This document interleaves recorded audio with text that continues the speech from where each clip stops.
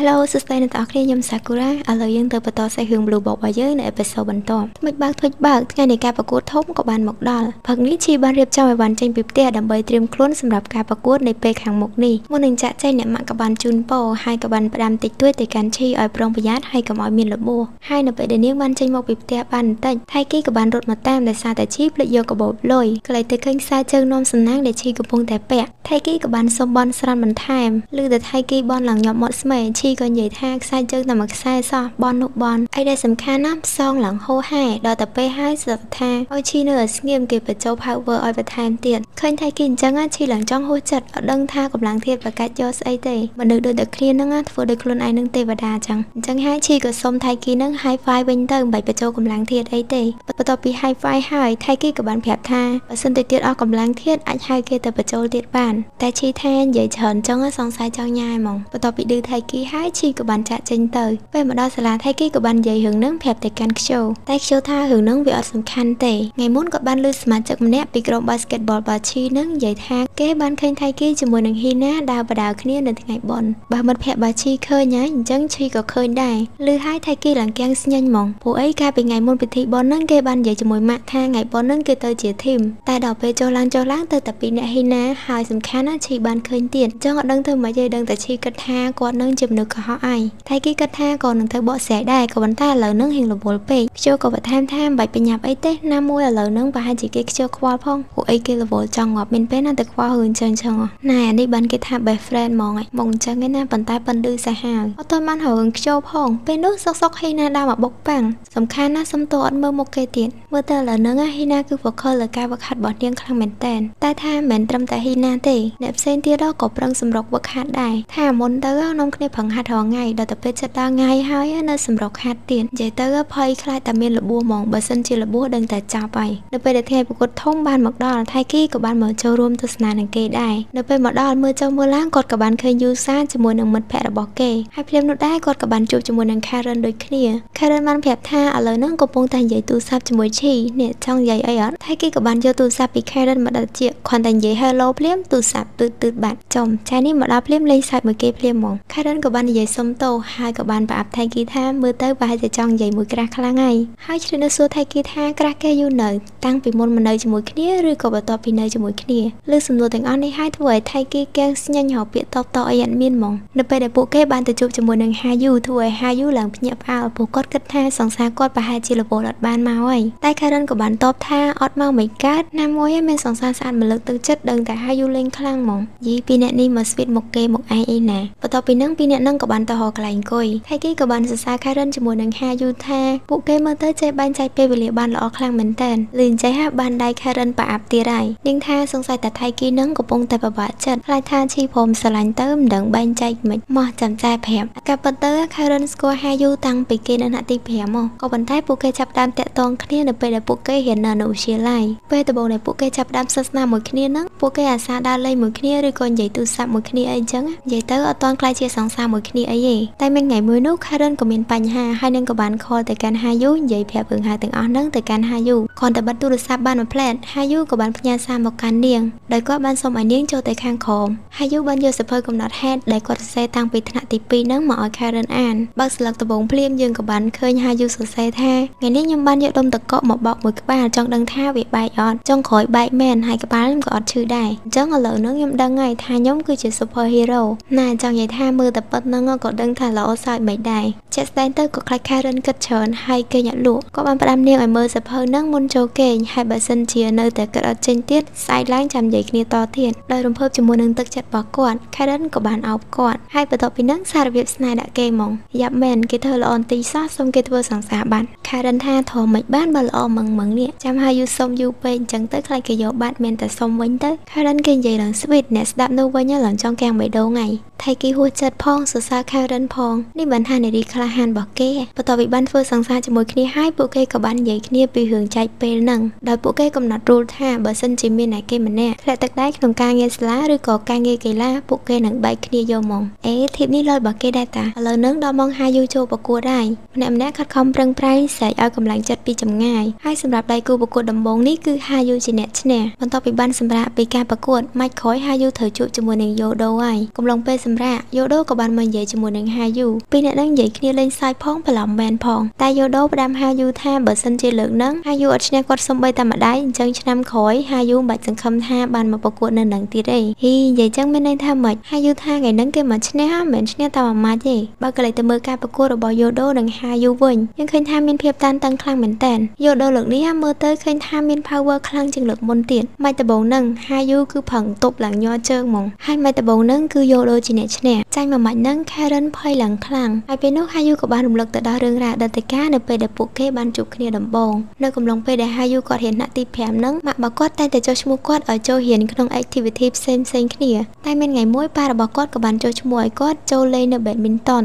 តាមពិតទៅមុខវិជ្ជាផ្សេងៗក៏គាត់ចូលចិត្តហើយក៏រៀនឆាប់ចេះដែរគ្រាន់តែថា badminton គឺគាត់រៀនចូលចិត្តជាងគេពេលមួយនៅក្នុងថ្នាក់ swimming លោកគ្រូក៏បានណែនាំ Karen ទៅកាន់អ្នកទាំងគ្នាថានាងគឺជាសិស្សថ្មីដែលនឹងមកហាត់ជាមួយនឹងពួកគេទាំងអស់គ្នាគ្រប់គ្នាគ្រាន់តែបានឃើញ Karen គឺថាចាប់អារម្មណ៍គ្រប់គ្នាហ្មងដោយសារតែ Karen ស្អាតតែទោះត្រង់ថាអត់ចេះហែលទឹកទេចុះហែលទឹកម្ដងនិយាយពីថាខ្វៃឡើងពេញទឹកហ្មងអត់ដឹងថាក្បាច់អីទេដោយសារតែឃើញអញ្ចឹងញឹកញយពេកមានថ្ងៃមួយហាយូក៏បានស្ដីឲ្យ Karen ថាហេតុអីបានសុកចង់មករៀនហែលទឹកចឹងទាំងតែខ្លួនឯងនឹងអត់មានដងសោះឬហើយ Karen អត់បានតបទេតែនាងក៏បានទាញដៃហាយូចុះហើយប្រាប់ថាបើខ្លាចថាខ្ញុំខ្មាស់គេអញ្ចឹងព្រានខ្ញុំទៅសម្រាប់ការចេះហែលទឹកនេះគឺវាជាក្តីស្រឡាញ់របស់ Karen ដែលនាងធ្លាប់គិតថាថ្ងៃណាមួយនាងអាចហែលទឹកលេងជាមួយនឹង Thai Dolphin ណាមួយ Karen យល់ថាអត់មានរឿងអីត្រូវខ្មាស់គេទេដោយសារអត់ចេះហែលទឹកហ្នឹងមិនមករៀនហែលទឹកហ្នឹងហើយបើគិតថាខ្លាចខ្មាស់គេថ្ងៃក្រោយចេះហែលទឹកដែរហើយការតាំងចិត្តនឹងការខិតខំប្រឹងប្រែងរបស់ Karen ចុងក្រោយនាងក៏អាចធ្វើវាបានមែនដល់ថ្នាក់គ្រូបវឹកហ្នឹងឡើងចេញទឹកភ្នែក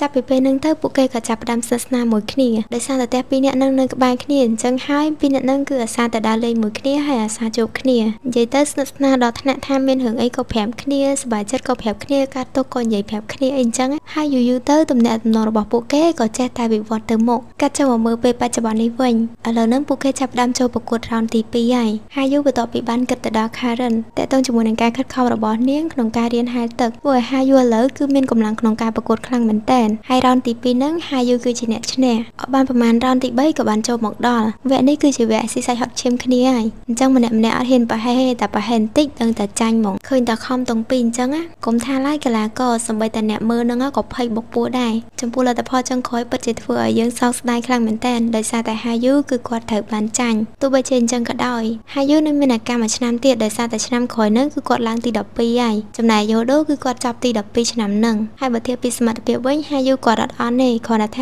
ាគាត់ចាញ់ experience ជាមួយនឹងយូដូមួយឆ្នាំបន្ទាប់ពីចប់ការប្រកួតហាយូគាត់ក៏បានរត់ចេញទៅខាងក្រៅម្នាក់ឯងមួយផ្លែតស្របពេលនឹងដែរ Karen ក៏បានសួរទៅកាន់ថៃគីថានៅពេលដែលឃើញអ្នកផ្សេងខំប្រឹងដើម្បីជ័យជំនះតើថៃគីពិតជាចង់ធ្វើដូចពួកគេដែរអត់បើអញ្ចឹងមែន Karen ក៏បានជូនពរឲ្យថៃគីនឹងសំណាងល្អមិនថាគោលដៅអីទេទាំងកីឡានិងស្នេហាជូនពរឲ្យរលូនទៅទាំងពីរហ្មងបន្ទាប់ពីនោះ Karen ឆ្លៀតសួរទៅកាន់ថៃគីថាហើយកាលណាសារភាពប្រាប់គេថៃគីថាឥឡូវនឹងដោយសារតែនៅផ្ទះមួយគ្នាអញ្ចឹងទៅក៏អត់ដឹងថាត្រូវធ្វើមិនល្អទេព្រោះបើមានបញ្ហាអីទៅធ្វើឲ្យឈីពិបាករស់នៅផ្ទះជាមួយគាត់ទៀតឥឡូវហ្នឹងថៃគីចូលសង Karen ហើយប្រាប់ Karen អស់លេងហ្មងថាគាត់ចូលចិត្តឈីអញ្ចឹងហើយ Karen ក៏បានណែនាំធីបខ្លះៗទៀតទៅប្រាប់ថៃគីតែនាងក៏បានផ្ដាំចុងក្រោយថាថៃគីកុំពយាពេលយូរពេកបន្ទាប់ពីនោះនាងក៏បានមកឈរចាំហាយូពេលហ្នឹង Karen ក៏បាននិយាយលើកទឹកចិត្តខ្លះទៅកាន់ហាយូដែរប៉ុន្តែដោយសារតែនាងមានការត្រូវធ្វើអញ្ចឹងហើយនាងក៏សុំហាយូទៅមុននៅពេលដែលនាងបែរដើរចេញហាយូក៏បានស្ទុះទៅអោបនាងហើយថែមទាំងបានប្រាប់នាងថាលើកក្រោយគាត់នឹងធ្វើឲ្យបានល្អជាងនឹងឥឡូវតែមើលហាយូភ្លេចគិតថាថ្ងៃហ្នឹងឈីក៏មានការប្រកួតដែរសម្រាប់តង់ទី1ក្រុមរបស់ឈីធ្វើបានល្អខ្លាំងមែនទែនដោយពួកគេអាចយកឈ្នះយ៉ាងងាយស្រួលទៅលើក្រុមម្ខាងទៀតលោកគ្រូបានប្រាប់អ្នកទាំងអស់គ្នាថាសម្រាប់ថ្ងៃស្អែកនេះគូដែលពួកគេត្រូវជួបនោះគឺប៉ះក្រុមខ្លាំងដែលពួកគេប្រឡងចាញ់កាលពីលើកមុនពួកហ្នឹងខ្លាំងពិតមែនក៏ប៉ុន្តែមិនប្រកាសថាយើងអាចយកឈ្នះបានទេអញ្ចឹងលោកគ្រូក៏សង្ឃឹមថាថ្ងៃស្អែកពួកគេនឹងធ្វើឲ្យបានល្អបំផុតបន្ទាប់ពីនោះមករួមក្រុម2នាក់របស់ឈីក៏បានទៅអរគុណឈីជាមួយនឹងណាគីសាព្រោះថាកុំតែបាន2នាក់នឹងទេកុំអីក៏អត់អាចយកឈ្នះ ក្រុមមួយនោះបានដែរតែឈីតបទៅវិញថាមិនអញ្ចឹងទេកុំតែអ្នកទាំងអស់គ្នាជួយស៊ីកុំអញ្ចឹងក៏មិនវាយចូលស្រួលដែរបន្ទាប់មកអ្នកទាំង3ហ្នឹងក៏បានដើរចេញថែមទាំងបានបន្សល់ពាក្យមួយឃ្លាថាថ្ងៃស្អែកពឹងលើ2នាក់ហ្នឹងឯណាថ្ងៃនេះណាគេសាបានឮមកថាសមាជិកនៅក្នុងក្រុមរបស់ពួកគេ2នាក់មានគម្រោងថានឹងលាឈប់ព្រោះថាគេចង់ focus ទៅលើការប្រឡងចេញរបស់ពួកគេវិញគាត់ទៅឮហើយឈីឡើងទុនជង្គង់ស្រាប់ហ្មងទោះបីជាពួកហ្នឹងមានគម្រោងថាប្រកួតហើយបានចេញក៏ដោយតែដូចយើងដឹងអញ្ចឹងសម្រាប់កីឡា basketball ហ្នឹងដែលជាកីឡាលេងជាធីមហ្នឹងបើសិនជាមានអ្នកគេម្នាក់ឬក៏2នាក់ចេញក្នុងពេលតែមួយអញ្ចឹងគឺវាធ្វើឲ្យពិបាកខ្លាំងមែនតើនិយាយទៅមុំតែលេងត្រូវដៃគ្នាហ្នឹងសមចេះតែទេហេតុនេះហើយបានជីរៀងសែដោយនាងមានអារម្មណ៍ថាដូចជាអាហ្នឹងគឺជាការប្រកួតចុងក្រោយរបស់នាងអញ្ចឹងហើយជីបានប្រាប់ទៅកាន់ណាគីសាថានាងស្រឡាញ់ការលេងកីឡា basketball នឹងខ្លាំងមែនតើសឹងតែថាចង់លេងមកជីវិតហ្មងណាគីសាដោយសារតែធំស្ដាប់អត្រាម៉ាននឹងបានក៏ឡើងផ្ទះគូតឈីឲ្យងើបឡើងបើនៅដេកអញ្ចឹងទៀតលេង basketball មិនកើតទៅតិចថាខ្សែជើងនំសំណាងនឹងជួយលេងបា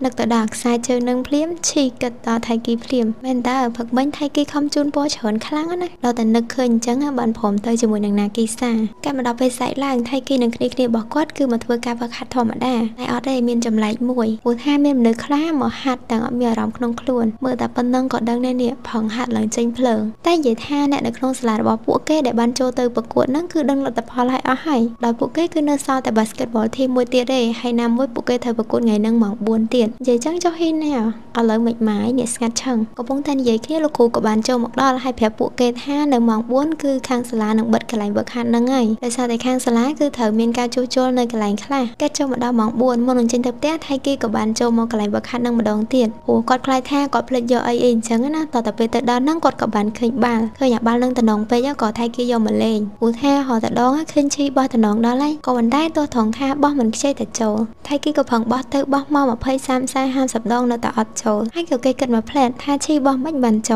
លគេគិតសម័យទៅសម័យមកហើយក៏បានសាកធ្វើតាមឈីចុងក្រោយក៏បោះចូលរបស់គេមែនខំផឹងរៀនបោះមែនសង្ស័យតែចង់សារភាពប្រាប់គេឆាប់ហ្នឹងហ្មងតែនិយាយឲ្យរឿងសារភាពហ្នឹងគ្រាន់តែគិតទៅដល់ក៏ថៃគីរំភើបចង់ស្លាប់ដែរកំពុងតែប្រកាច់ប្រកិននៅលើដីហ្នឹងស្រាប់តែពេលនោះហ៊ីណាក៏បានមកដល់ហើយនាងក៏បានសួរទៅកាន់ថៃគីថាប៉ាខ្ញុំញ៉ាំការ៉េមបានអត់បើក្មេងសុំអញ្ចឹងហើយអត់ប៉ាទៀតមានតែចម្លែកកំឡុងពេលហ្នឹងយើងក៏បានឃើញថាក្រុមរបស់ basketball ហ្នឹងក៏បានចាប់ដើមការប្រកួតរបស់ពួកគេផងដែរក៏លេចមកមើលថៃគីនេះវិញឥឡូវហ្នឹងគឺពួកគេបានទិញការ៉េមហើយហ៊ីណាបានគេប៉ាការ៉េមអញ្ចឹងនិយាយពីថាមុខឡើងសប្បាយចិត្តហ្មងបើទិញស៊ីខ្លួនឯងបែបអត់សូវឆ្ងាញ់អញ្ចឹងតែបើសម្រាប់ថៃគីឃើញហ៊ីណាអញ្ចឹងគាត់មានអារម្មណ៍ថាចម្លែកចិត្តតិចហ៊ីណាប្រកួតអត់បានលទ្ធផលល្អអីទៅកំពុងតែគិតហ្នឹងហ៊ីណាប្រាប់បដ ாய் ថាប្រឡងម្សិលមិញនាងបានលេខ3អីគេបានលេខ3ជំរឿជាតិបានលេខ3ហើយនៅធ្វើមុខធម្មតាទៀតកូននេះចង់ដូចគេហ្មងតាមពិតទៅមានថាហ៊ីណាអត់សប្បាយចិត្តទេដោយសារតែហ៊ីណាចង់បានបន្ទុកខ្ពស់ជាងនឹងទៀតអញ្ចឹងហើយនាងសង្ឃឹមថាសម្រាប់ឆ្នាំក្រោយនាងនឹងខំប្រឹងហើយធ្វើឲ្យបានល្អជាងឆ្នាំហ្នឹងហើយគេយល់ស្របជាមួយនឹងគោលដៅមួយហ្នឹងតែគាត់ក៏បានលើកទឹកចិត្តហ៊ីណាផងដែរថាសម្រាប់ជំរឿជាតិលេខ3នេះគឺវាប្រកែកខ្លាំងហ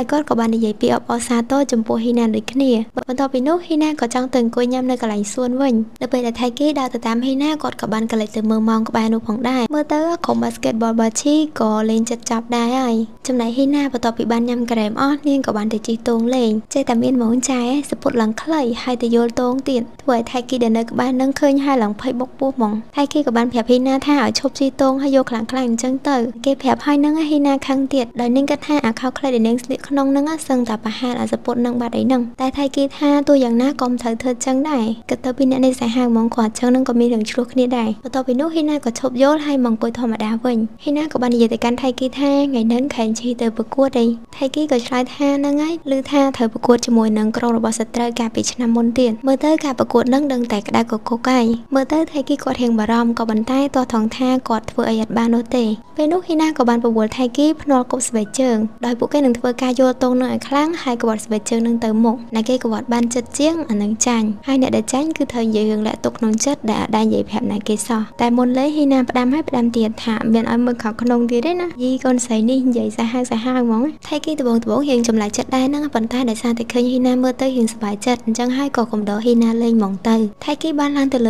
ើតងហើយចាប់ផ្ដើមមុនហ៊ីណាយើងឃើញថាថៃគីបោះស្បែកជើងហ្នឹងបានឆ្ងាយខ្លាំងហ្មងកំឡុងពេលហ្នឹងយើងក៏បានឃើញថាឈៀឥឡូវហ្នឹងក៏កំពុងតែស្វាស្វែងក្នុងការលេងបាល់របស់នាងដែរបន្ទូរបស់ក្រុមទាំងពីរគឺប្រកៀកប្រកិតគ្នាដោយខាងឈីគឺចាញ់គេតែមួយបន្ទុតែប៉ុណ្ណោះតែថាឥឡូវហ្នឹងម៉ោងក៏គៀកនឹងចាប់ផងដែរនៅនាទីចុងក្រោយនេះបាល់គឺកំពុងតែនៅក្នុងដៃរបស់ឈីក៏ប៉ុន្តែនាងក៏មានអ្នកកាត់មុខឡើងពី3នាក់ហើយដោយសារតែគៀកម៉ោងមែនតើ នឈីក៏សម្រាប់ចាត់បោកបាននោះឡើងទៅលើបែរបានហោះចេញពីដៃក៏ស្របពេលដែលហ៊ីណាបានគប់ស្បែកជើងចេញពីជើងរបស់នាងផងដែរហ៊ីណាមានចេតនាអត់យកឈ្នះថៃគីស្របពេលដែលឈីក៏មិនអាចរកគ្រាប់បាល់ចុងក្រោយរបស់នាងបានហើយនេះក៏ជាគ្រាប់បាល់ដែលធ្វើឲ្យក្រុមរបស់ឈីធ្លាក់ចេញពីការប្រកួតតែម្ដងចំណែកហ៊ីណាវិញនាងក៏បានធ្វើតាមគោលការណ៍ក្នុងហ្គេមដែលនាងបានដាក់មុននេះដោយរឿងដែលនាងបានលាក់មិននិយាយប្រាប់អ្នកណាគេនោះគឺនាងស្រឡាញ់ថៃគីនៅពេលដែលហ៊ីណាបានសារភាពប្រាប់ថៃគីខ្សែជើងនាំសំណាងរបស់ឈីក៏បានដាច់ដូចគ្នាសម្លេងហូរកញ្ជ្រៀវនឹងការទះដៃយ៉ាងលឺនៅក្នុងកន្លែងហ្នឹងគឺវាបានចាក់ទម្លុះបេះដូងរបស់ឈីហើយធ្វើឲ្យនាងយំនៅកណ្ដាលមនុស្សគ្រប់គ្នាតែម្ដងលើកនេះឈីបានបន្ទោសខ្លួនឯងថាមិនល្អគ្រប់គ្រាន់ទៀតហើយយើងក៏លេចមកមើលថៃគីជាមួយនឹងហ៊ីណានេះវិញ